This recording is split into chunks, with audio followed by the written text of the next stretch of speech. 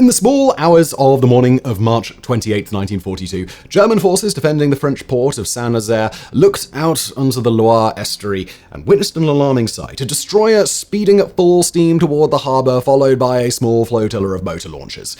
While the vessel looked like a German destroyer and had presented the proper clearance codes, at that moment she suddenly lowered her German naval ensign and raised the white ensign of the Royal Navy. Then she turned sharply and rammed her bows into the gates of the harbour's massive dry dock with a terrific crash. Moments later, the destroyer and the accompanying launchers began disgorging a small army of 300 British Army commandos who swarmed across the harbour, bent on wreaking havoc. Less than 12 hours later, more than 500 men lay dead, Saint-Nazaire was in flames, and one of the greatest threats to the British war effort had been all but eliminated.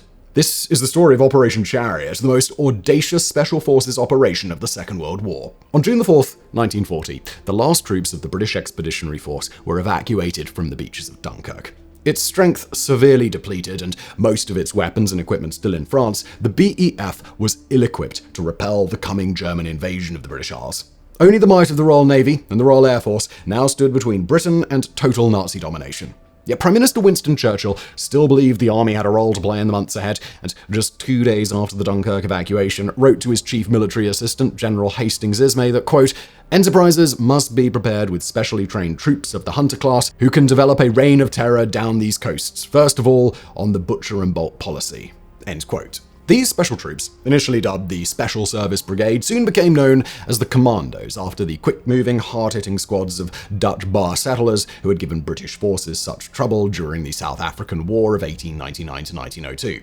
Drawn from various units of the regular territorial army, these men, or volunteers, were put through a grueling training regimen of physical fitness, marksmanship, hand-to-hand combat, stealth, amphibious and parachute landing, and demolitions in order to weed out all but the toughest and most capable warriors. The first iteration of the Special Service Brigade, commanded by Brigadier Joseph Hayden, comprised 4 battalions, or Commandos, of 450 men each. By the end of the war, the organization had expanded to 12 commandos, comprising nearly 25,000 men. Responsibility for conveying the commandos to their targets by sea or air fell to a special hybrid Army-Navy-Air Force organization known as Combined Operations Headquarters.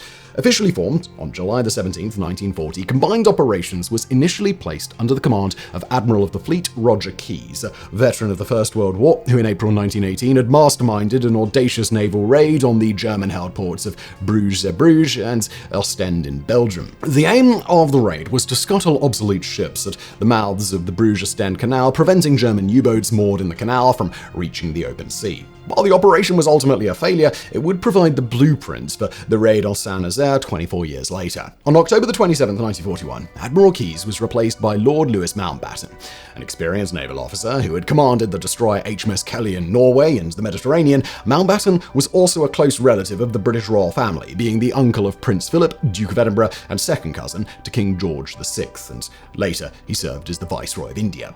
He was infamously assassinated by the Irish Republican Army aboard his fishing boat in 1979. While handing Mountbatten his new command, Churchill reiterated the mission of the Commandos, stating, "Your job is to be offensive. Train for the offensive. Work out the craft, the equipment, the tactics, the administration, and everything else needed to initiate and sustain the offensive." Initially, commando operations were relatively small affairs focused mainly on reconnaissance, harassing enemy forces, and capturing prisoners who could be interrogated for intelligence. The first of these, Operation Collar, took place on the night of June 24, 1940, with the objective of surveying enemy coastal defenses near the French city of Boulogne-sur-Mer. This was followed on the night of July 14th by Operation Ambassador, another armed reconnaissance mission on the German-occupied Channel Island of Guernsey.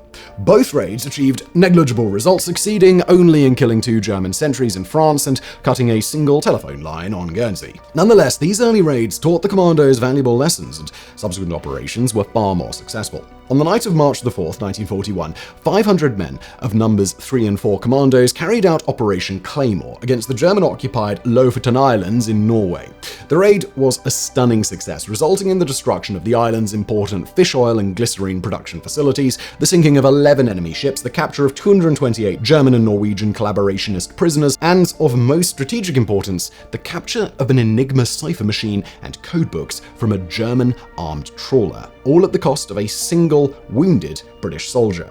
From August the 25th to September the 3rd, a combined British-Norwegian force landed on the island of Spitsbergen in the Svalbard archipelago as part of Operation Gauntlet. The aim of this raid was to destroy the island's coal mines and radio stations, denying the Germans use of these valuable resources and preventing them from transmitting weather reports to U-boats and other naval vessels.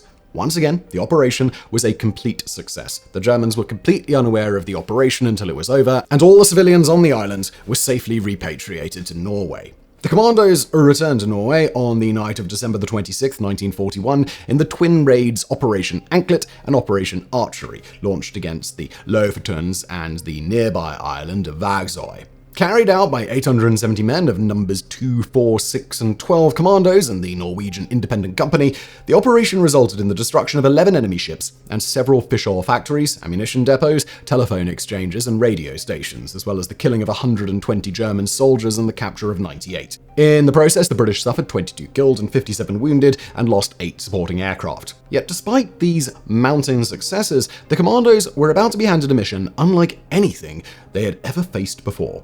To understand the origins of the Saint-Nazaire Raid, it is first necessary to understand Britain's precarious strategic situation in the early years of the war. As a small island nation, Britain was dependent on foreign imports of food and raw materials to sustain its war effort.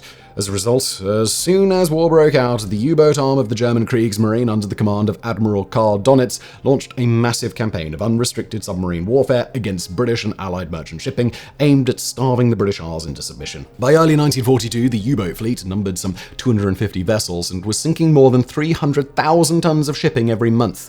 So close did the Germans come to achieving their goal that in the second volume of his memoir, The Second World War, published in 1949, Winston Churchill admitted that, quote, "The only thing that ever really frightened me during the war was the U-boat peril." But the threat to British shipping was not limited to U-boats, for the Kriegsmarine also had a small but powerful surface fleet.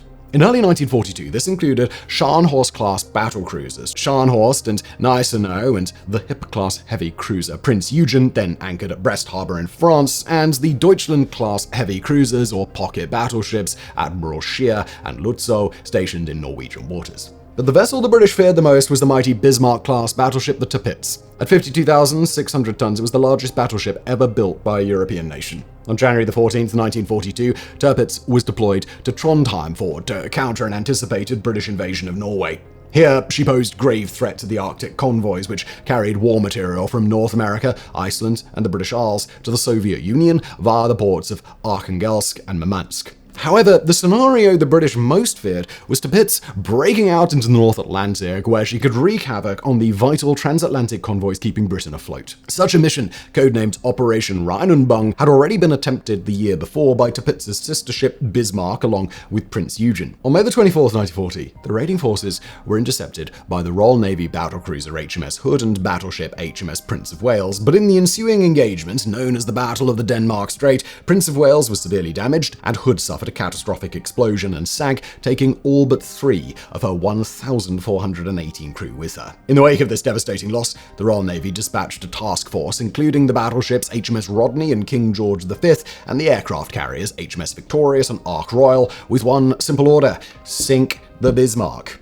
After a 3-day chase, they finally succeeded, with Bismarck badly pummeled by Royal Navy gunfire, capsizing and sinking at 10:40 a.m. on May the 27th, around 960 kilometers east of Brest in France. While the sinking of the Bismarck was widely celebrated and provided the British people with a much-needed morale boost, it had been a close-run thing. A lucky hit by a Fairey Swordfish torpedo bomber launched from HMS Ark Royal had knocked out Bismarck's steering gear, making her a sitting duck for the British task force. If Tirpitz attempted a similar Atlantic breakout, the Royal Navy might not be so lucky. And to learn more about another improbable feat carried out by the remarkably capable Swordfish, as well as the ignoble end of some of the ships mentioned in this video, please do check out our previous video, The Forgotten European Pearl Harbor, that laid the blueprint for Pearl Harbor, Force Z, and the death of the battleship and making the world's navies obsolete, Oppenheimer, and half-naked women. The threat posed by Tirpitz was all-consuming, spurring Winston Churchill to declare on January 25th, 1942 that, quote, "No other target is comparable to it. The whole strategy of the war turns at this period on this ship. Every means available was thus devoted to putting Tirpitz out of action, including Royal Navy torpedo and dive bombers, Royal Air Force heavy bombers dropping massive earthquake bombs, and even ingenious human torpedoes and midget submarines. And to learn more about these daring and largely forgotten missions, please do check out our previous video, The Midget Submarines That Changed the Course of World War II, and That Time Disney Helped Give the World a Weapon of Mass Destruction. Unfortunately, due to various factors, all these attempts were initially unsuccessful, and Tirpitz remained safely anchored in Norway, a sword of Damocles hanging over the heads of British military planners. However, there was a possible, indirect way of keeping Tirpitz out of the Atlantic. Inevitably, British strategists reasoned, an Atlantic raider would suffer damage and have to pull into port for repairs. If so, then there were two possible routes: back to German-held territory, north around Scotland through the northern Baltic seas to Germany, or south to the coast of Nazi-occupied France. However, the channel between Iceland and the Faroe Islands was so narrow that any ship attempting to cross it would be easily intercepted and sunk by Royal Navy ships based at Scapa Flow in the Orkneys. And for more on another daring Second World War mission involving this historic naval base, please do check out our previous video, The Incredible Story of U-47 and The Bull of Scapa Flow. This all left only the southern route, and there was only one place in southern Europe a ship of the size of Tirpitz could be put in for repairs. Indeed, the same place Bismarck had been trying to reach when she was sunk: Saint-Nazaire. Located on the northern bank of the Loire River, 10 kilometers east of its mouth, Saint-Nazaire was home to the Forme Écluse Louis Joubert, better known as the Normandy dock, one of the largest dry docks in all of Europe. Completed in 1933, the dock was specifically built to serve the luxury ocean liner SS Normandy, which at the time of its maiden voyage in 1935 was the largest and fastest passenger ship in the world, clinching the coveted Blue Riband by crossing the Atlantic in 4 days and 3 hours. At 350 meters long by 50 meters wide, the Normandy dock was the only dry dock outside of Germany large enough to accommodate Tirpitz. If it could be destroyed, then the dreaded battleship would have nowhere in the North Atlantic to put in for repairs. As a target, Saint-Nazaire had other strategic advantages. As well as a dry dock, the Normandy dock served as a set of locks, providing access to a pair of large harbor basins, the Saint-Nazaire Basin to the south and the larger Penouet Basin to the north. In early 1942, the Saint-Nazaire Basin was home to 9 bomb-proof, reinforced concrete submarine pens, with another 5 then under construction. There were also large fuel tanks and spare parts warehouses on site. Thus, attacking Saint-Nazaire would also strike a major blow against the dreaded U-boat fleet.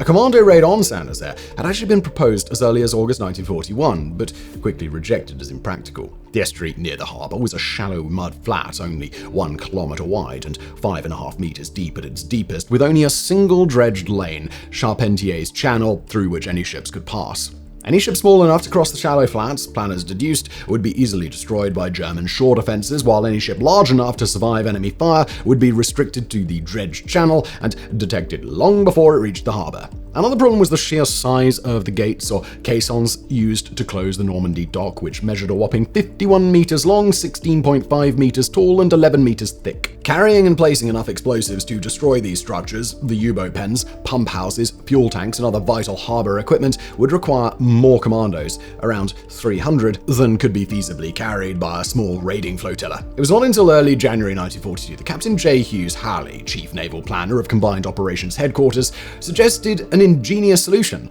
Why not take a small warship, like a destroyer, pack it with explosives, and ram it into the dock gates? Such a vessel, he argued, could have its draft reduced enough to navigate the shallow waters of the estuary. Once lodged in place, the ship would be flooded, the fuses lit, and the commandos aboard would disembark to destroy as much of the harbour facilities as possible before withdrawing aboard an accompanying destroyer.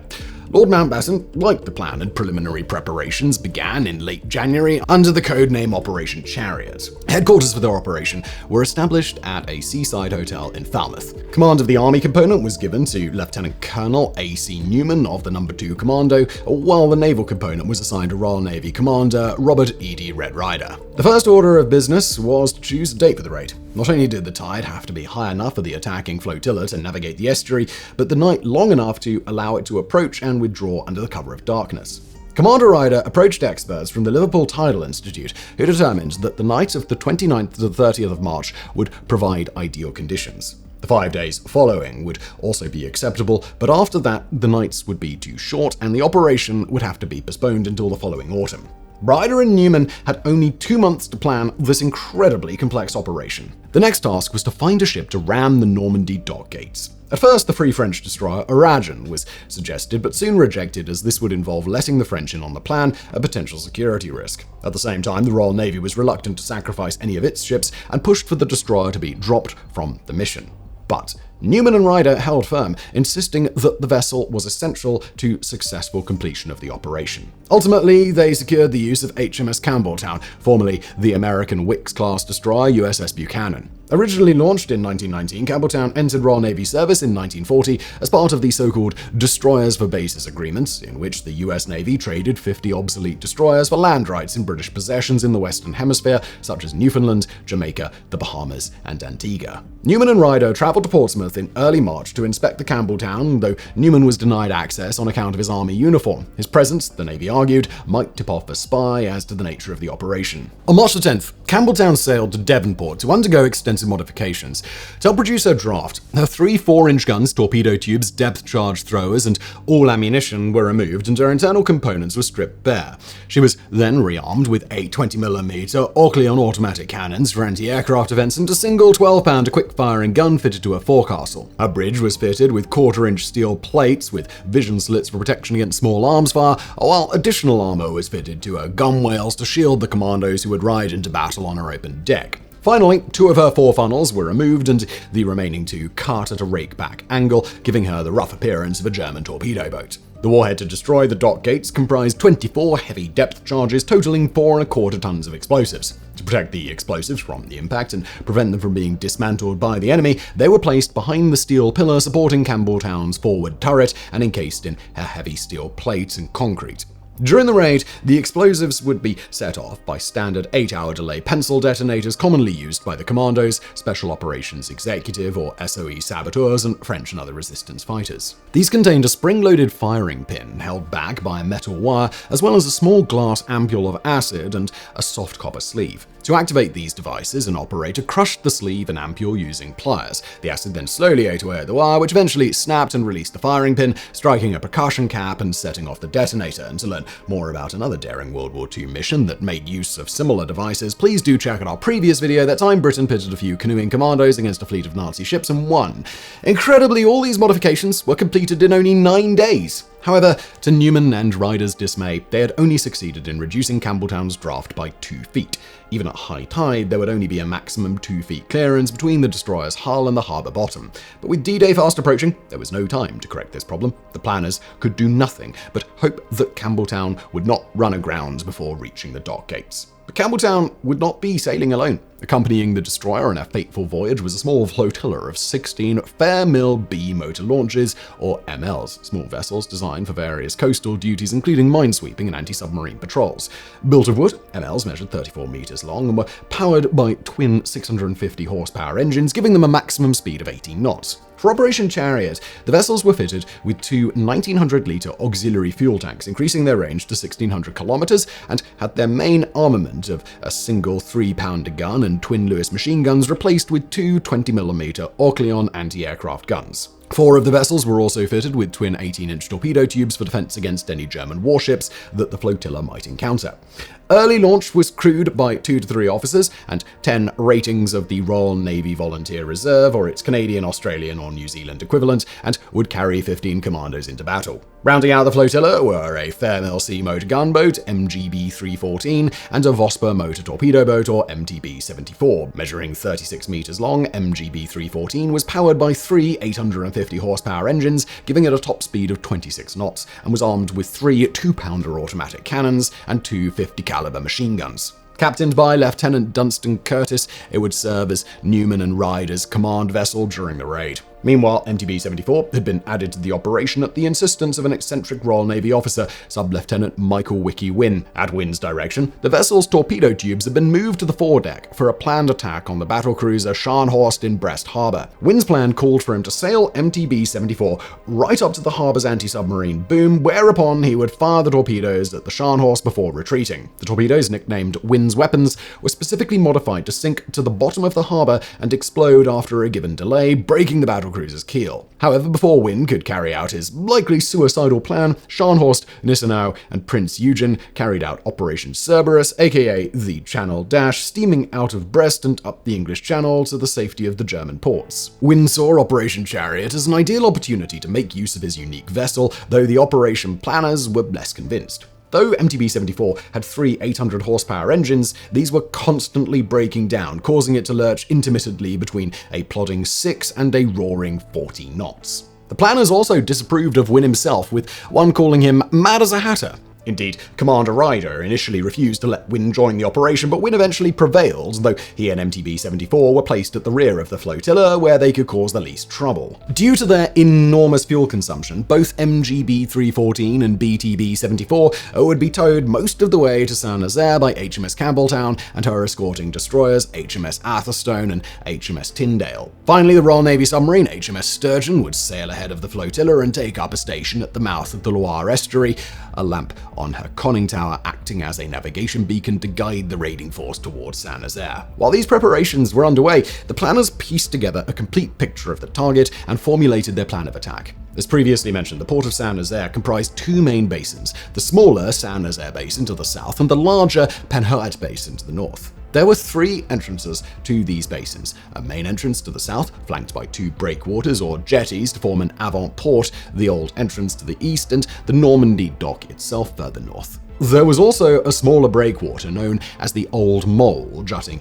eastward, just north of the main entrance. To the west of the Saint-Nazaire Basin stood the U-boat pens, while to the west lay the old town of Saint-Nazaire, warehouse facilities, and buried fuel tanks. Finally, the locks at each of the 3 entrances were served by pumping houses to raise and lower the water level, and winding houses to open and close the gates, while the channels between the various locks and basins were crossed by swing or tilting bridges to allow larger ships to pass through. Destroying all these targets would not be easy, for Saint-Nazaire was heavily defended. The officer in charge of the harbor's defenses, Corvette and Captain Adalbert Zuxwert, had at his disposal more than 70 guns ranging from small 20mm anti-aircraft cannons to 240mm railway artillery, manned by the 280th Naval Artillery Battalion and the 22nd Naval Flak Brigade. These guns were strategically sited around the harbour and the opposite bank of the Loire estuary, with many being dual-purpose weapons capable of firing at both aircraft overhead and enemy vessels approaching from the sea. Many were also mounted atop the submarine pens or concrete blockhouses, making them difficult to attack from ground level. In addition, at the time of the raid, there were 35 German naval vessels in the harbour itself, 4 harbour defence boats, 10 minesweepers, 9 U-boats, 4 tugs, 5 Meaux-class torpedo boats, and 2 tankers undergoing repairs in the Normandy dock, all heavily armed. 1 destroyer, minesweeper, and armed trawler also patrolled the Loire estuary. Finally, some 6,000 troops of the 333rd Infantry Division were barracked just a few kilometers inland, ready to rush into action at a moment's notice. Against such formidable firepower, the raiders would have to rely on speed and complete surprise to have any chance of success. By late February 1942, the plan of attack had been realized. The flotilla would set sail in the early afternoon, adopting an anti-submarine sweep formation to disguise their true purpose. Indeed, the raiding force was officially designated the 10th Anti-Submarine Striking Force, bound for service in the Far East, a cover story reinforced by the delivery of tropical uniforms and pith helmets to the Campbelltown's anchorage, Falmouth. The flotilla would keep at least 130 kilometers east of Brest to avoid detection by enemy hydrophones, sailing south past the mouth of the Loire River to further disguise their intentions before turning northeast towards Saint-Nazaire.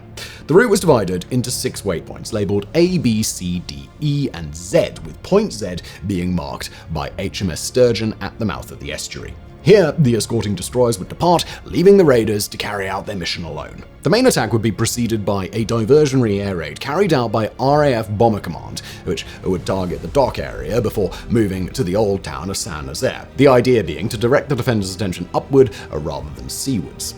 Each hour when HMS Campbeltown would ram the Normandy dock gates were set for 1:30 in the morning. Once the destroyer had been scuttled and the fuses for her explosive charge set, the 4 commando units aboard would disembark and carry out their missions. 2 assault parties commanded by Lieutenant John Roderick and Captain Donald Roy would silence the enemy guns around the Normandy dock and warehouse area and form a defensive perimeter to hold off the German defenders and cover the later withdrawal. The 2 demolition parties, led by Lieutenant Stuart Chance and Lieutenant Christopher Smalley, would then demolish the dock's pumping house, winding houses, and north caisson with explosives. Meanwhile, the 12 troop-carrying motor launches would pull up to the Old Mole and Old Harbour and offload their commandos. The unit led by Captain Dave Burney would eliminate the German garrison in the Old Town, link up with the French resistance, and form a perimeter to cover the final withdrawal. The unit led by Captain Eric Hodgson would silence the defences in the avant-port and prevent enemy reinforcements from landing by ship. The unit led by Captain Michael Byrne would destroy the flak towers at the north end of the docks and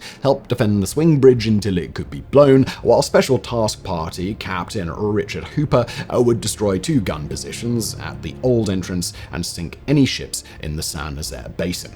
At the same time, all units would inflict as much damage to harbour infrastructure as possible, setting fire to the warehouses and fuel tanks and blowing up the pumping and winding houses and gates on the main and old entrance locks. While the latter was unlikely to permanently knock the basins out of action, it would render them tidal, making them less useful to U-boats. Finally, at 3 a.m, a red flare would signal the first withdrawal. The Commandos would withdraw back to the dock area, blowing the swing bridges behind them. At a second green rocket, they would withdraw to the Old Mole, where they would re-embark the motor launchers and speed off out of the estuary. Once out in the Bay of Biscay, they would rejoin the destroyer force, which would escort them back to Britain.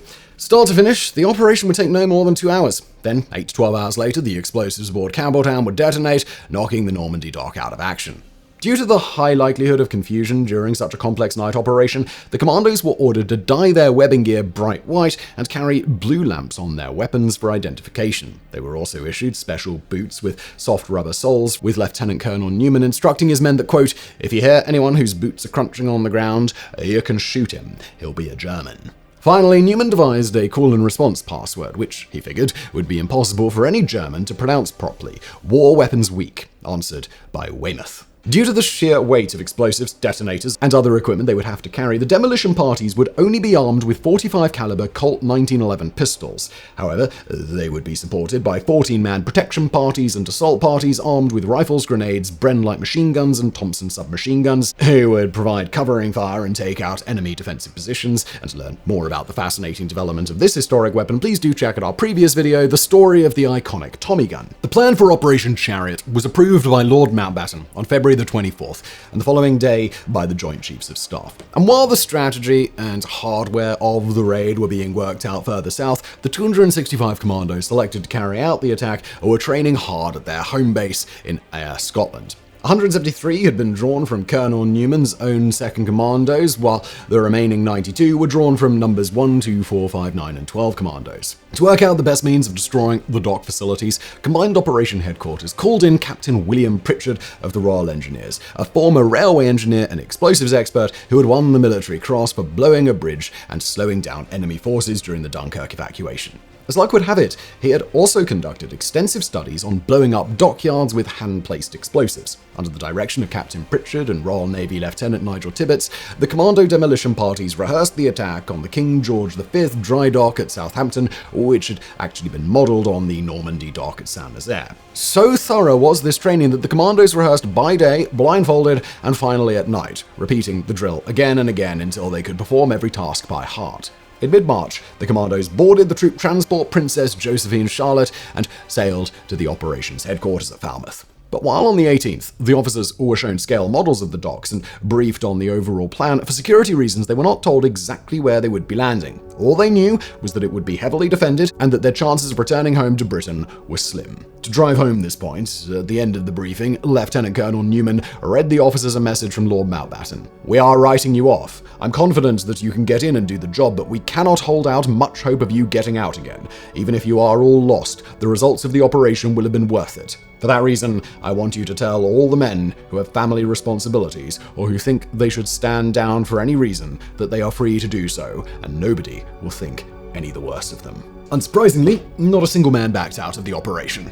On March the 21st, the raiding force carried out a dress rehearsal, codenamed Exercise Vivid, assaulting the dock facilities at Devonport. The results were less than encouraging, with units of the Home Guard, Britain's wartime civilian militia, easily repelling the mock assault. And for more on this curious organization, please do check out our previous video, The Badass Story of the Real Dad's Army. Exercise Vivid revealed significant flaws in the Chariot plan, namely the difficulty of navigating and landing troops in the blinding glare of enemy searchlights. But with D-Day less than 1 week away, there was simply not enough time to alter the plan. The raiders would have to figure it out as they went along. But even worse trouble was brewing. For at the last minute, one of the key components of the raid began to fall apart. The Royal Air Force, its resources already stretched thin, reduced the number of bombers committed to the diversionary air raid from 70 to only 35. Worse still, Winston Churchill, keen to maintain good relations with the French, insisted that the bombing be restricted to the dock facilities and not target the Old Town. Brigadier Hayden, commander of the Special Service Brigade, was aghast, pointing out that the goal of the air raid was to draw enemy attention away from the docks, not towards them. A fierce argument ensued between Hayden and the RAF, with the former insisting that, quote, "I do not consider, therefore, that the assault without air support is a fair proposition. I therefore recommend the recall of the force should air support be impossible. If we only drop soda water bottles on the town or harmless objects that will scream through the air, that would serve the purpose. Anything to distract or mystify the German defenses in the vital 2 hours."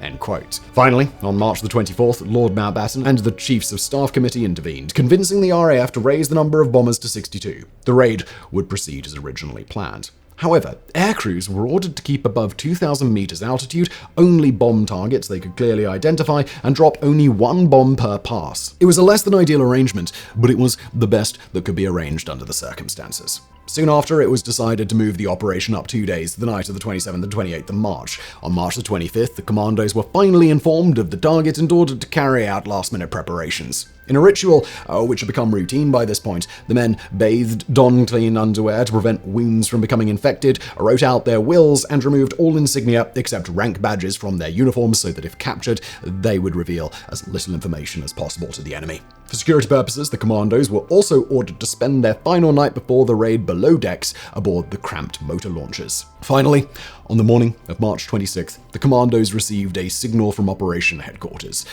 Preparative Chariot. The submarine HMS Sturgeon was the first to depart, heading straight for the mouth of the Loire estuary to act as a navigation beacon. She was followed at 1400 hours by the flotilla of 16 motor launchers, and an hour later by HMS Campbeltown, MGB 314, MTB 74, and their destroyer escorts. Campbeltown was commanded by Lieutenant Commander Stephen Betty, while MGB 314 counted among her crew Leading Signalman Seymour Pike, a German speaker tasked with transmitting the proper clearance codes and bluffing the flotilla all the way to Saint-Nazaire. Little did the raiders know, on that very day, Vice Admiral Karl Donitz, head of the U-boat arm, traveled to Saint-Nazaire to inspect the harbor's defenses. Recognizing the base's value as a target, Donitz asked Corvette Captain Herbert Schur, commander of the 7th U-boat flotilla, what he would do if the Allies attacked. Solar replied, an attack on the base would be hazardous and highly improbable. He would soon be proven so very wrong. The first 12 hours of Operation Chariot were uneventful. The flotilla, sailing in mock anti-submarine formation, proceeded to waypoints A, B, and C without incident. But as dawn broke on the morning of March 27th, the escorting destroyer HMS Atherstone spotted a surfaced German U-boat 11 kilometers ahead. Immediately, she and HMS Tyndale steamed towards the contact, getting within 2 kilometers before the U-boat finally spotted them and crash dived. The destroyers proceeded to drop dozens of depth charges on the submerged vessel, but as no oil slick or floating debris was spotted, they could not be certain of success. Finally, after 2 hours, the effort was abandoned and the flotilla carried on its planned course. As it happened, the U-boat in question, U-593, had actually escaped unscathed and later reported sighting a flotilla of destroyers and torpedo boats sailing on a westerly course. In response, the 5 Mo-class torpedo boats based at Saint-Nazaire were dispatched to intercept what they believed to be a British mine-laying operation. This lucky development would contribute significantly to the fortunes of Operation Chariot. But the raiders soon ran into trouble again as a fleet of French trawlers was spotted dead ahead. Knowing that the Germans sometimes stationed radio operators aboard such vessels to report Allied shipping movements, Commander Ryder decided to eliminate them. Atherstone, Tyndale, and his own MGB 314 were dispatched to intercept 3 of the trawlers, take their crews aboard, and sink them with gunfire. Surprisingly, the French crews were delighted to be liberated in this fashion, and many later joined the Free French forces to fight for their country. They also informed the raiders that there were no German observers aboard the remaining trawlers, so the raiders left them alone and carried on their way. In the wake of these 2 near misses, Commander Ryder ordered security aboard British vessels tightened up. No commando was to be seen on deck without a sailor's disguise of helmet and duffel coat, and lamp signaling between vessels was to be kept to a minimum. At the same time, Ryder was delighted to receive a message from headquarters informing him that 2 more destroyers, HMS Cleveland and HMS Broxby, had been dispatched to cover the withdrawal operation. One last minor hiccup occurred at around 1830 hours when one of the motor launches, ML341, suffered a failure in her port engine. Despite valiant efforts by her crew, the trouble could not be corrected, and launch's contingent of commandos had to be transferred to one of the torpedo-armed launches. Finally, at 20-30 hours, the flotilla reached Point E, the last before the mouth of the Loire and Saint-Nazaire itself. Here, they stopped, bid farewell to their destroyer escorts, and carried out last-minute preparations, including the raising of the German naval ensign on Campbelltown's mast. Then at 2100 hours, the flotilla sailed past the signal beacon, mounted on HMS Sturgeon's conning tower, and into the Loire estuary. The raid was on. At the same time, 35 Armstrong Whitworth Whitley and 27 Vickers Wellington medium bombers of the Royal Air Force began their diversionary raid on Saint-Nazaire. Unfortunately, thanks to the bombers' unusual orders to drop only one bomb at a time, the raid had the opposite effect as intended, leading the commander of the 22nd Naval Flak Brigade, Captain Sir Z. Karl Conrad Mecher, to suspect that an airborne landing was underway. Then, at around 100 hours, on March 28th, observers reported seeing a small fleet of ships sailing up the Loire estuary. Mecher thus ordered the anti-aircraft searchlights shut off and defending forces to concentrate their attention on the approaches to the harbour. Meanwhile, the raiders continued to steam up the estuary, unaware that the enemy was alert and waiting for them. But the mission nearly went awry before the raiders ever encountered the enemy, for as the flotilla approached Saint-Nazaire, the Campbelltown suddenly ground to a halt, having run aground on one of the estuary's treacherous shoals. The planners had accounted for such an event. If the Campbelltown could not be freed, her commando teams would be transferred to the torpedo-carrying motor launches, and the rest of the fleet would carry out the raid without her, the commandos using hand-placed explosives to take out the dock gates. Whether these flimsy wooden vessels could survive the withering enemy fire that awaited them, however, was another matter entirely. Thankfully, the raiders did not have to find out, for steaming at full speed, the Campbelltown managed to free herself from not one but two shoals before reaching clear water beyond. At that point, Lieutenant Tirpitz decided to activate the fuses on Campbelltown's 4-ton explosive warhead. Whatever happened now, Campbelltown would blow, but exactly where and when remained to be seen. As the flotilla neared the harbour, as predicted, a thick cloud cover rolled in. While this shielded the raiders from German reconnaissance aircraft, it also interfered with the mission of the diversionary bombers, who were under strict orders to only bomb targets that they could clearly identify. This only made their behaviour even stranger, further raising the defenders' suspicion. Yet despite this, it was only 10 minutes to H-hour when the raiders made contact with the enemy. Searchlights mounted on the riverbank washed over the strange little flotilla, while signal lamps flashed a challenge. Aboard MGB 314, leading signalman Pike leapt into action. Armed with codebooks captured from a German trawler during the WWII raid the previous December, he identified the flotilla as a German torpedo boat squadron proceeding to Saint-Nazaire under orders, though whose orders he conveniently failed to specify. Incredibly, the defenders accepted this response, extinguished the searchlights, and let the flotilla through.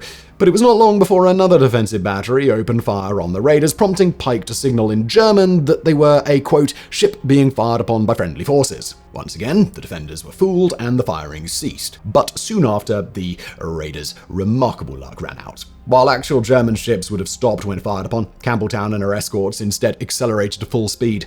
The jig was up. With the flotilla less than 2 kilometers from the harbour, enemy guns on the shore and aboard a nearby spearbrecher or minesweeper opened up, filling the sky with multicolored tracers. In response, Commander Ryder ordered Campbelltown's German naval ensign lowered and the Royal Navy white ensign raised. The British ships also returned fire with nearly every weapon at their disposal short of the Commandos' pistols. The fire proved remarkably effective. Aboard MGB 314, able seaman William Savage quickly silenced every gun aboard the spearbrecher with accurate fire from his 2-pounder pom-pom. Others managed to take out several of the defenders' searchlights, rendering their fire less accurate. But the flotilla did not get through the withering barrage unscathed. Aboard Campbelltown, a German shell struck the wheelhouse, killing the coxswain and quartermaster and forcing Lieutenant Tirpitz to take over as helmsman. Shells also inflicted numerous casualties among the commandos and gun crews crowding the decks of the other ships. Able seaman Thomas O'Leary, the wireless operator aboard ML446, later described the intensity of the barrage, quote, "One commando was remarking how pretty the tracer fire, red and green, was. A moment later, one blew the back of his head out. I was down below with my tin hat because by now the bullets were going through the boat and out the other side. If I wanted to get about, I had to crawl on my hands and knees, and I was lucky nothing came through at my level. We couldn't get into the objective, and all of a sudden, the wounded started coming down. By then, all our guns had jammed, and most of the other ships were on fire." The quote ends. Yet the flotilla steamed on, MGB 314 at the head of the formation, guiding Campbelltown towards the all-important dock gates. At the last moment, she swerved away, leaving the target clear dead ahead. As Campbeltown's hull scraped over the anti-torpedo net guarding the dock entrance, a German incendiary shell burst on her bow. Then, flaming like a giant torch, she rammed into the southern caisson at a speed of 18 knots. A flimsy hull gave way, crumpling back 11 meters before shuddering to a halt. She was firmly wedged in place, her warhead intact. The first part of the mission was a success. Impact occurred at 11:3400 hours, just 4 minutes behind schedule. No sooner had Campbeltown come to a halt, the Commando teams aboard her leaped into action. As most of their heavy steel and lightweight bamboo ladders had been damaged by shellfire, the Commandos were forced to swing down onto the caisson by rope. First ashore were 2 assault parties led by Lieutenant John Roderick and Captain Donald Roy. Their task was to silence the defensive guns around the Normandy dock and form a defensive perimeter, holding off German attackers while the demolition parties did their work. Roderick's troops assaulted the western side of the dock, knocking out a machine gun nest and 2 37mm anti-aircraft gun bunkers with accurately thrown grenades and killing large numbers of German soldiers stationed in huts nearby. They then proceeded to drop incendiary charges into the fuel storage tanks, but these failed to go off. By the time they formed their defensive perimeter, only 20 minutes had passed since impact, and the group had suffered only 4 wounded. They would hold their perimeter for 40 minutes before withdrawing to the evacuation point on the Old Mole. Meanwhile, on the east side of the dock, Captain Roy's party made for the gun bunker atop the pumping house. At first, they tried to lean a bamboo ladder against the pumping house, but this immediately broke. Instead, Roy ran around the rear of the structure and found a set of wooden stairs leading up to the roof. A well-tossed grenade succeeded in flushing out the gun crew, allowing Roy's men to set their charges and blow the gun, eliminating it as a threat. They then took up positions around the swing bridge, crossing over the dock, preventing German reinforcements from reaching the east side. They would hold out for a full hour and a half, sustaining heavy casualties. With the dock area secured, the 2 demolition parties aboard Campbeltown set to work. The first party, led by Lieutenant Stuart Chant, was tasked with destroying the pumping house. Unfortunately, during the approach to the dock, Chant had been wounded by shell fragments in the legs, arm, and hand, forcing his men to proceed without him. The entrance to the pumping house was blocked by a heavy steel door, but this was swiftly dealt with using small magnetic charges known as clams. Once inside, the Commandos carried out their assigned tasks like clockwork, their endless rehearsals at the nearly identical King George V dock at Southampton paying off handsomely. The raiders deliberately targeted the cast iron pump casings, which explosives experts Pritchard and Tirpitz reasoned would be the most difficult components for the Germans to replace. After connecting the charges with primacord and fitting 90-second fuses, the Commandos pulled the firing pins and ran out of the concrete structure. The resulting explosion, which was heard across the harbour, collapsed the pumping house floor, destroying the pump motors in the room below. After smashing gauges and other equipment with sledgehammers, Chant's team withdrew to the evacuation point at Old Mole. Meanwhile, the party led by Lieutenant Christopher Smalley attacked the winding house, which contained the winches used to open and close the south caisson. At first, the charges failed to go off, forcing Smalley and his men to go back inside and set them. This time, the charges worked, completely destroying the winching house. Having completed his task in record time, Smalley decided to make for the old entrance and board a motor launch there rather than at the main extraction point of Old Mole. Finally, 2 parties led by Lieutenant William Etches and Lieutenant Gerard Brett were tasked with reaching the northern end of the dock and destroying the north caisson and its winding house. Etches and Brett were both wounded and ordered to withdraw to the Old Mole for evacuation. Their commands were taken over by Lieutenant Corin Purdon and Lieutenant Robert Burtonshaw. As at the northern end of the dock, Lieutenant Purdon's team was confronted with a heavy steel door blocking the entrance to the winding house, but once again this was quickly dealt with, this time with a sledgehammer, and the explosives were soon placed in and blown. Meanwhile, Lieutenant Burtonshaw's team placed underwater charges on climbing atop the structure to place explosives inside. However, the hatch leading into the caisson refused to open even with the liberal application of explosives, and the noise produced by the attempt attracted the attention of nearby German gunners, including those aboard the 2 tankers in the Normandy dock itself. The fire soon became so withering that Burtonshaw and his men were forced to abandon their task. With the demolition team and protection squads covering them, eventually they managed to silence the enemy gunners. In the process, Burtonshaw was killed, and the caisson hatch still refused to budge. The decision was thus made to blow the underwater charges, which hopefully would severely damage, if not destroy, the caisson. Even if the Campbeltown's charge failed to blow, the Commandos were confident that the damage they had inflicted would take the Germans months, if not years, to repair. Their mission accomplished, the Commandos began their long withdrawal back to the Old Mole. Despite heavy casualties and several minor hiccups, the assault and demolition parties aboard the Campbeltown had carried out their missions with textbook precision. The same, however, could not be said of the remaining Commandos aboard the flotilla of motor launches. The difficulties encountered during Exercise Vivid proved prophetic, as the motor launch crews found themselves blinded by searchlights and struggling to pull up to their disembarkation points. Worse still, the flimsy wooden vessels proved no match for the hail of shells pouring from the enemy guns. The motor launchers approached the harbour in two columns, the starboard column bound for the Old Mole and the port column for the locks at the Old Entrance. Leading the starboard column was the torpedo-carrying ML-270, commanded by Lieutenant Charles Irwin.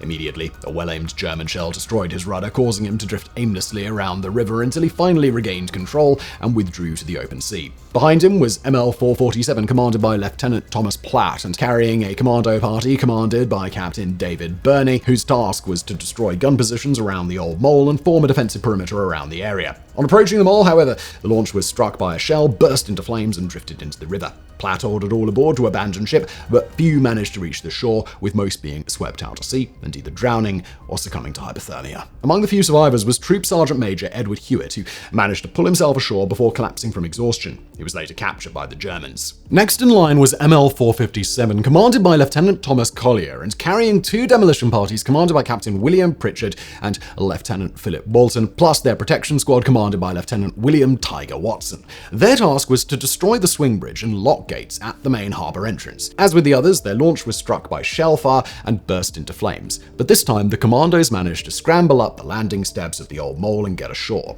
They were the only party in the starboard column to do so. The four other launchers, ML-307, commanded by Lieutenant Norman Wallace, ML-443, commanded by Commander Kenneth Horlock, ML-307, commanded by Lieutenant Ian Henderson, and ML-336, commanded by Lieutenant Henry Falconer, encountered such heavy fire that they decided to withdraw and escape to the open sea. The port column, tasked with landing at the Old Entrance, fared a little better. At the head of the column was the torpedo-armed ML-160, commanded by Lieutenant Thomas Boyd, who, having no commandos to disembark, proceeded upriver in search of targets of opportunity. Finding none, he returned, fired his torpedoes at an unidentified German ship, then came alongside the Old Mole to rescue survivors from Lieutenant Platt's burning motor launch. He then withdrew from the battle, and while many of the survivors on deck were killed by German gunfire, managed to reach the open sea. Behind him was the ML-192, commanded by Lieutenant Commander William Stevens, and carrying a demolition party commanded by Captain Michael Byrne, whose task was to take out the flak towers at the north end of the Saint-Nazaire Basin. The vessel was hit by a shell, burst into flames, and spun out of control before smashing against the side of the east jetty. Most of her complement were washed out to sea, with only 5 surviving. Among these was Captain Byrne, who was pulled out of the water by another commando and proceeded to carry out his mission alone, covering a full kilometer on foot to the north end of the basin. To his surprise, he found the bunkers empty of guns and contented himself with setting the lock control room ablaze with incendiary charges before withdrawing. Along the way, however, he was captured by a squad of Germans. Thankfully, they proved not to be the sharpest tools in the shed, as Byrne managed to lead them straight to the location of Lieutenant Colonel Newman's temporary headquarters. At a stern challenge from one of the commandos in the headquarters, the Germans promptly fled. Next in line was ML-262, commanded by Lieutenant Edward Burt, and carrying a demolition team commanded by Lieutenant Mark Woodcock, along with their protection squad commanded by Lieutenant Richard Morgan, whose mission was to destroy the bridge and lock gates at the Old Entrance. Blinded by searchlights, Burt, along with the trailing ML-267, commanded by the similarly named Lieutenant Eric Burt, overshot the Old Entrance completely, losing 10 minutes before finally returning and attempting to offload their commandos. By this time, however, the German fire had peaked in intensity, and the commandos were unable to make any headway. Morgan's party thus reboarded their launch and attempted to land at a safer spot south of the Old Entrance. At the same time, Lieutenant Christopher Smalley, wounded in the legs during Campbeltown's ramming, arrived at the Old Entrance and boarded Lieutenant Burt's launch. Unfortunately, the launch was soon struck by a shell and destroyed, killing Smalley and Burt instantly. The rest of the occupants abandoned ship and scrambled onto a small inflatable raft. Among them was Regimental Sergeant Major Alan Moss, who carried with him the all-important flares to signal the commando's coordinated withdrawal. Seeing a young private struggling in the water, Moss jumped off the raft, only for him to be shot dead and sink to the bottom of the river, taking the flares with him. Of the 11 men aboard Lieutenant Burt's launch, all but 3 would die by German gunfire, drowning or burning alive, as the gasoline slick floating on the water inevitably caught fire. Next to attempt a landing was ML-268, commanded by Lieutenant William Tilley, but she too was hit by a shell and burst into flames, drifting towards the Campbeltown before exploding, taking nearly all the commandos and sailors aboard down with her. Behind Tilly, Lieutenant Leslie Fenton, commanding ML-156, attempted to land his troops, but faced such withering fire that he was forced to withdraw to the open sea.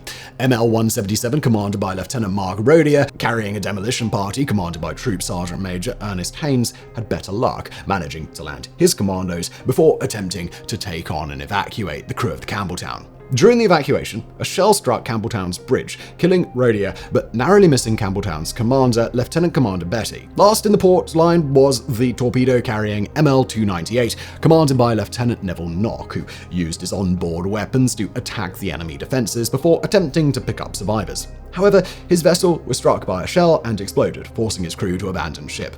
Meanwhile, the launches commanded by our Lieutenants Collier and Burt tried to re-embark their commandos at the Old Mole, but were destroyed in the attempt, suffering horrific casualties. In stark contrast to the near-textbook mission of the Campbeltown, the landing of the motor launches was an utter disaster, with only a handful of commandos managing to make it ashore. Most of the launches were destroyed and lay burning in the river among dozens of charred corpses. The few that survived the onslaught were now speeding out into the open sea, their commando teams bitterly disappointed at being unable to join the fight. But if this scene of utter devastation disturbed Lieutenant Colonel Newman, he did not show it, stating years later, with typical British understatement, that, "Oh well, we were trained for it, you know." But the battle was far from over, for now the raiders, both on land and water, faced their fiercest fight yet. Soon after the last motor launch went up in flames, the German Speerbrecher, whose guns had been so masterfully silenced by able seaman William Savage, opened fire again on the British flotilla. Aboard MGB 314, Commander Ryder ordered Lieutenant Curtis, the gunboat's commander, to land Lieutenant Colonel Newman and his headquarters ashore before setting off in search of a torpedo-armed motor launch to sink the Speerbrecher.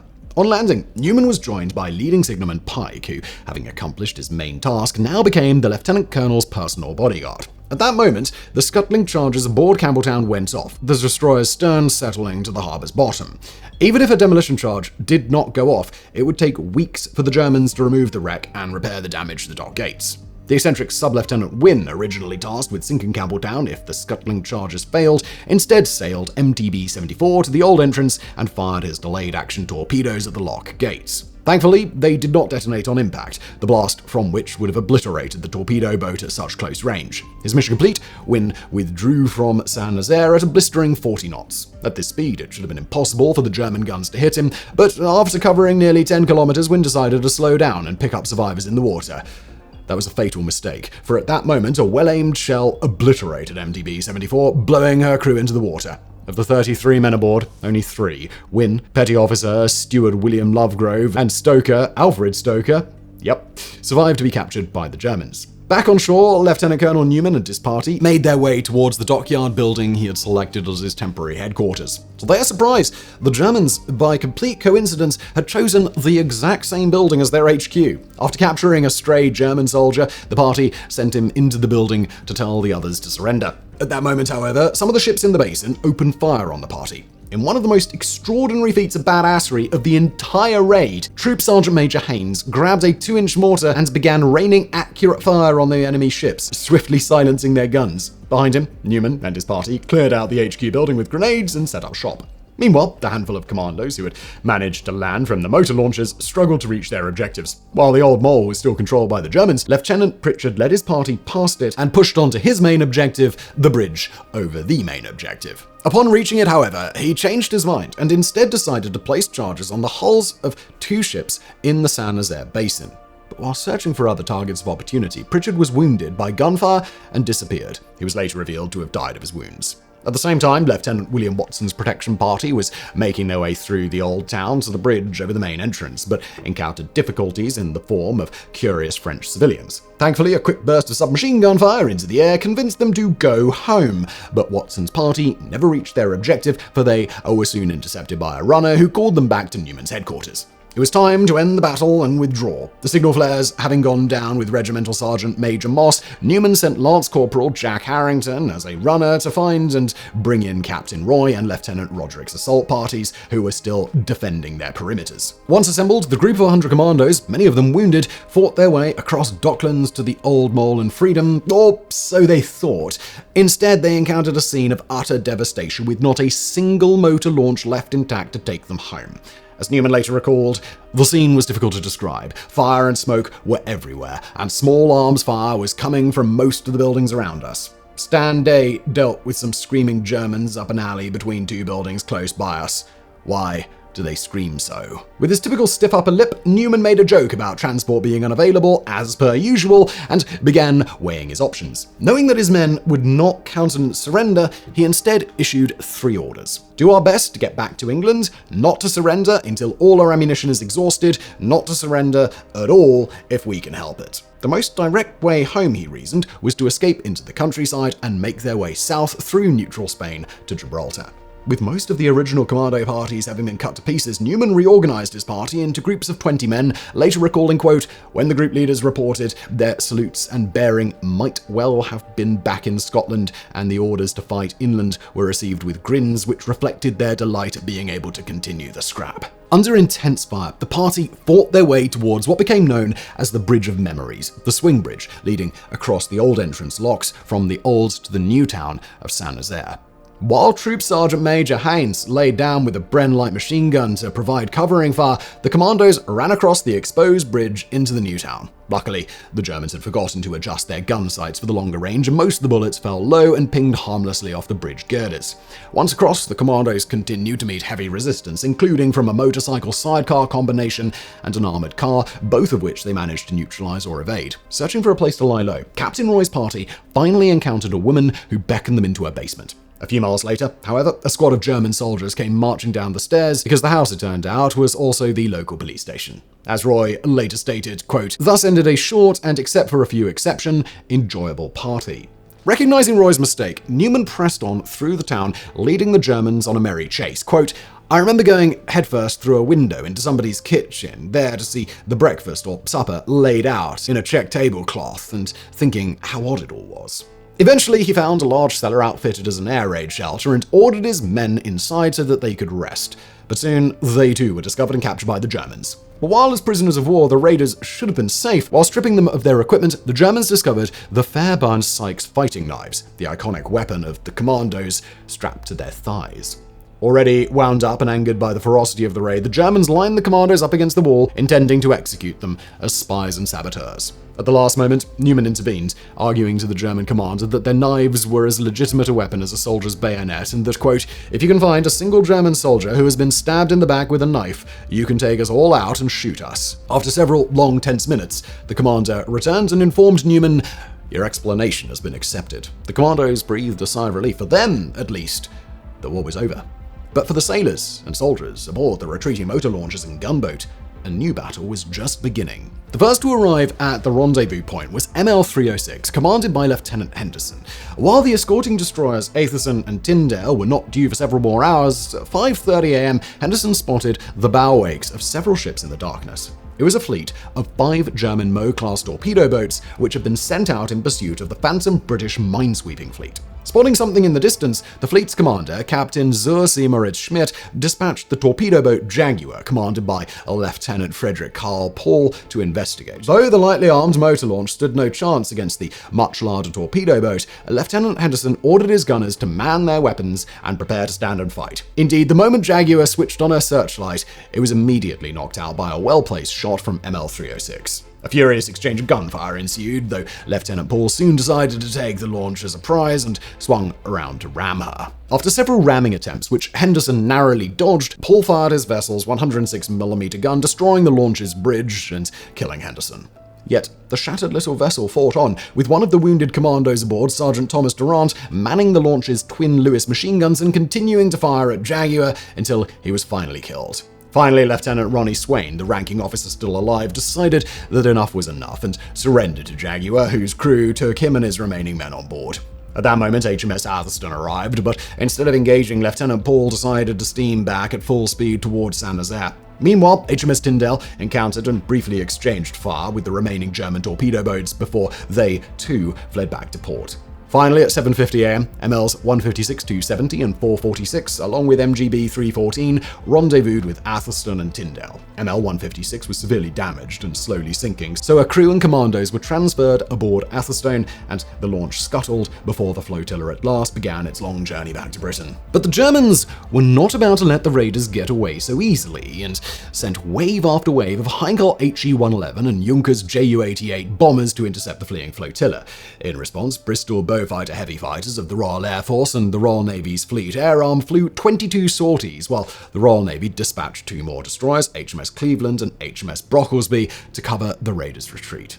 In the ensuing chase, 6 German and 2 British aircraft were shot down. At one point, the flotilla stopped, so the men on board the heavily damaged ML-446, ML-270, and MGB-314 could be transferred aboard the destroyer.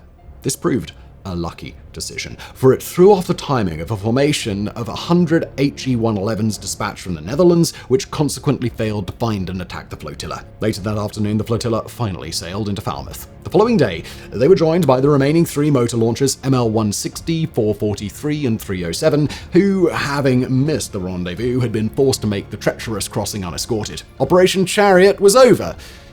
Although not quite. Back at Saint-Nazaire, dawn revealed the results of the Commandos' handiwork. The Germans, stunned by the audacity of the raid, immediately began interrogating the captured sailors and commandos, but received little other than the classic name, rank, and serial number. In one of the greatest failures of imagination in the history of warfare, the Germans failed to consider that the Campbeltown might be loaded with explosives, and the wreck was soon crawling with German and French dock workers, souvenir hunters, and senior German officers and their families. The intelligence officer interrogating Lieutenant Commander Bertie even mocked what he saw as a pathetic attempt at sabotage, questioning how the British could think such a flimsy old destroyer could possibly damage the mighty dock gates, and informing Bertie that the damage would soon be repaired. Then, at that exact moment, the 4-ton explosive charge detonated, sending up a towering plume of smoke, flame, steel, and concrete, and a shockwave that reverberated across Saint-Nazaire like an earthquake. Once the roar subsided, Bertie turned to his interrogator, smiled, and quipped, "We're not quite as foolish as you think."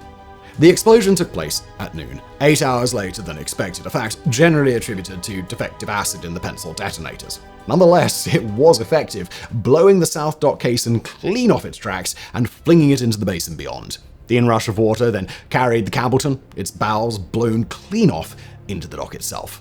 In all, the explosion killed 360 people, including many dock workers and the 40 German tourists on the destroyer's deck.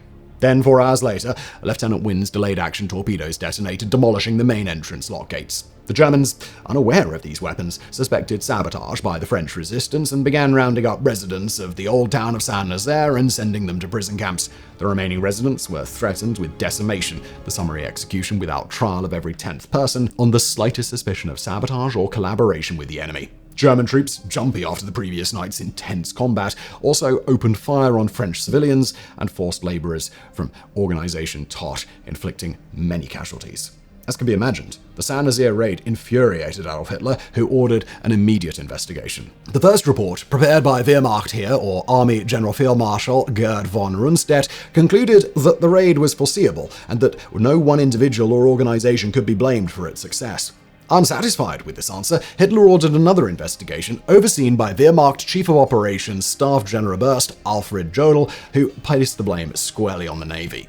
But whoever was to blame, the raid prompted the Germans to devote even greater resources to the defense of the Atlantic coast, a decision which was to play a major role in the planning of Operation Overlord, the Allied invasion of Western Europe 2 years later. Back in Britain, Combined Operation Headquarters evaluated the success of the raid. Of the 612 commandos and sailors who participated in Operation Chariot, 169 were killed, 215 were taken prisoner, and 228 returned to Britain. Of these, 5 managed to escape Saint-Nazaire and make their way home with the help of the French resistance. The high casualties were blamed on 2 main factors. First, the RAF air raid, which was supposed to divert enemy attention away from Saint-Nazaire docks, had the exact opposite effect, largely on account of the extensive restrictions placed on the aircrew. As one airman later complained, "Why didn't you tell us what was going on in Saint-Nazaire that night? We would have taken our bombers down to 0 altitude to help with the landing." Surprisingly, Winston Churchill stepped forward to take the blame, stating, "I take responsibility for all your casualties upon myself. I felt I had to limit the air raid to avoid French civilian casualties. The second major cause of the raid's failure was the use of Fairmill B motor launchers, whose flimsy wooden construction and highly flammable gasoline engines made them vulnerable to enemy fire. Meanwhile, HMS Campbeltown had proven tough enough to withstand the withering gauntlet all the way to her impact with the Normandy dock gates. That at one point the planners had considered dropping the destroyer altogether and carrying out the raid entirely with motor launchers makes one wonder how much worse such a raid could have gone. Ideally, the raid should have been conducted with 2 destroyers, one to ram the gates and the other to disembark and re-embark the Commandos. But such a ship was simply not available, and as was often the case at this point in the war, Combined Operations was forced to make do with what they had. Yet despite heavy losses, Operation Chariot was a spectacular success. Such was the damage inflicted to the Normandy dock that it remained out of service until 1948, 3 years after the end of the war. As a result, the Tirpitz never broke out into the Atlantic and remained safely anchored at Tromsøfjord, Norway, until November 12, 1944, when she was finally sunk by a 5-ton tallboy earthquake bomb dropped by RAF heavy bombers. In addition, the raiders severely damaged many of the other port facilities and inflicted more than 400 casualties on the enemy defenders. The men who carried out the Saint-Nazaire Raid demonstrated conspicuous gallantry above and beyond the call of duty and were highly decorated for their achievements. 51 men were mentioned in dispatches, 15 awarded the Military Medal, 24 the Distinguished Service Medal, 4 the Distinguished Conduct Medal, 4 the Conspicuous Gallantry Medal, 11 the Military Cross, 17 the Distinguished Service Cross, and 4 the Distinguished Service Order.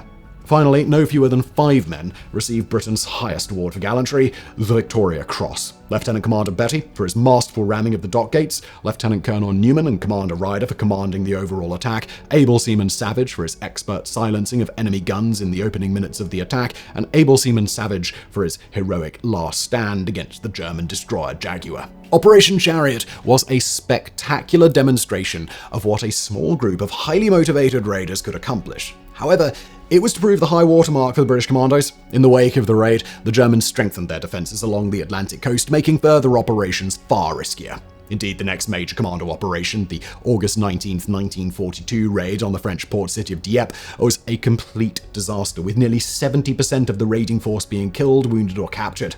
Operation Chariot was also one of the last raids carried out before the implementation of the infamous Commando Obfell, or Commando Order. Following the Dieppe raid, the Germans captured an operational order issued to Canadian troops, instructing them to bind any prisoners they captured. They also allegedly discovered the bodies of German troops who had been tied up and shot in the back. 2 months later, on the night of the 3rd to 4th of October, 10 men of the small-scale raiding force and No. 12 Commando carried out Operation Basalt, a reconnaissance raid on the German-occupied Channel Island of Sark. During the raid, the Commandos captured 5 German soldiers whose hands were bound behind their backs. While being led to the landing craft for transport back to Britain, the prisoners decided to make a break for it, leading to one being shot and another stabbed to death. These incidents infuriated the Germans, and on October 18, 1942, Adolf Hitler secretly issued the Commando Order, which stated in part, "For a long time now, our opponents have been employing in their conduct of the war methods which contravene the International Convention of Geneva. The members of the so-called Commandos behave in a particularly brutal and underhanded manner. From captured orders, it emerges that they are instructed not only to tie up prisoners, but also to kill out of hand unarmed captives who they think might prove an encumbrance to them or hinder them in successfully carrying out their aims. Orders have indeed been found in which the killing of prisoners has positively been demanded of them. I order, therefore, from now on, all men operating against German troops in so-called commando raids are to be annihilated to the last man. This is to be carried out whether they be soldiers in uniform or saboteurs, with or without arms, and whether fighting or seeking to escape, and it is equally immaterial whether they come into action from ships and aircraft or whether they land by parachute. Even if these individuals on discovery make obvious their intention of giving themselves up as prisoners, no pardon is on any account to be given. Should individual members of these commandos, such as agents, saboteurs, etc., fall into the hands of the armed forces through any means, they are to be instantly handed over to the SS. To hold them in military custody, for example in POW camps, etc., even if only as a temporary measure, is strictly forbidden. The quote ends. As a result of this order, hundreds of captured commandos and other special forces personnel were summarily executed or transported to concentration camps to be tortured and executed. This was, ironically, a flagrant violation of the Geneva Convention, and enforcement of the Commando order was one of many alleged war crimes brought up at the Nuremberg trials, contributing to the eventual conviction and execution of such figures as Army Chief of Operations Staff Alfred Jogl and Chief of the Army High Command Wilhelm Keitel. But beyond its strategic aims, perhaps the greatest impact of Operation Chariot was psychological, showing the British people that they were still in the fight and reassuring the French that Britain had not abandoned them. Indeed, as the mayor of Saint-Nazaire claimed 5 years after the raid, "You were the first to give us hope." Little wonder that among the Commandos and the British military as a whole, Operation Chariot is often dubbed the greatest raid of all. Thank you for watching.